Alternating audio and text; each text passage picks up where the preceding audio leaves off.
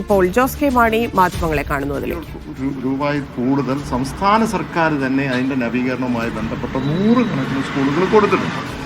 അപ്പോൾ ഇത് വേണോ വേണ്ടിയോ എന്നുള്ളൊരു ചോദ്യമാണ്. പക്ഷെ അവിടെ 2 കാര്യങ്ങളുള്ളത്. ഒന്ന്, ഇതുമായി ബന്ധപ്പെട്ട് എത്ര കാലം നമുക്കിങ്ങനെ പോകാൻ കഴിയും എന്നുള്ളത്. 2, ഇതിൻ്റെ ഒരു ദോഷവശമുണ്ട്. പ്രധാനമായും നമ്മളിപ്പോൾ എടുക്കുകയാണെങ്കിൽ, ഇപ്പോൾ SSA എടുക്കുക, സർവ്വശിക്ഷാ അഭിയാൻ എടുക്കുകയാണെങ്കിൽ അതിനകത്ത് നമുക്ക് കാണാം 2023-24 കാലഘട്ടത്തിൽ 1031 കോടി രൂപ ലഭിച്ചു. പക്ഷേ 24-25 കാലഘട്ടത്തിൽ നമുക്ക് 1 രൂപ പോലും നമുക്ക് ലഭിച്ചില്ല. കാരണം PM ശ്രീയിൽ നമ്മൾ ഒപ്പുവെക്കാത്തതുകൊണ്ടാണ്. അപ്പോൾ എന്ത് സംഭവിക്കുന്നു? 100 കണക്കിന് സ്കൂളുകൾക്ക് ഇങ്ങനെയുള്ള പദ്ധതി ലഭിക്കുന്നില്ല എന്ന് മാത്രമല്ല എത്രയോ ആയിരക്കണക്കിന് SSAയിലുള്ള ടീച്ചേഴ്സ് പെരുവഴിയിലാവും. അവർക്ക് ബന്ധപ്പെട്ട് മുന്നോട്ട് പോകണോ വേണ്ട, ഇതിനകത്ത് അവരെ ഒഴിവാക്കണോ വേണ്ടോ എന്നുള്ളൊരു ചോദ്യം കൂടെ വരുന്നു.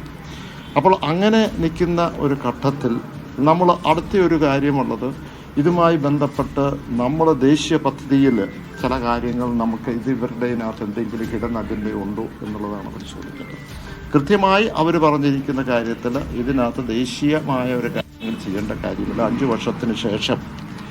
5 വർഷത്തിന് ശേഷം നിങ്ങൾക്ക് നമ്മുടെ പ്രാദേശികമായ ഫ്ലേവർ നമുക്ക് ഇതിനകത്ത് ഏത് തരത്തിൽ വേണമെങ്കിലും കൊടുക്കാൻ കഴിയും എന്ന് സൂചിപ്പിച്ച മാത്രമല്ല, നവോത്ഥാന നായകന്മാരുടെ പേര് കൊടുക്കുന്നതിനും അതിനകത്ത് പ്രശ്നങ്ങളില്ല.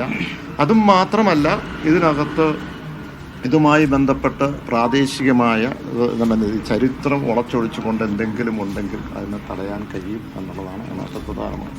നമ്മൾ ഇപ്പോൾ ചരിത്രം എടുത്തു നോക്കിയാൽ, പുറകോട്ട് എടുത്തു നോക്കിയ പല കാര്യങ്ങളും NCERT പോലും ഒഴിവാക്കിയ ചില സാമൂഹിക വിഷയങ്ങളുണ്ടല്ലോ. ഗുജറാത്തിലും ബാബരി മസ്ജിദുമായിട്ട് അത് മാറ്റിവെക്കണമെന്ന് പറഞ്ഞിട്ട് നമ്മൾ ഉൾപ്പെടുത്തിയതുകൊണ്ട് ഞാൻ പറഞ്ഞത് മനസ്സിലായില്ല.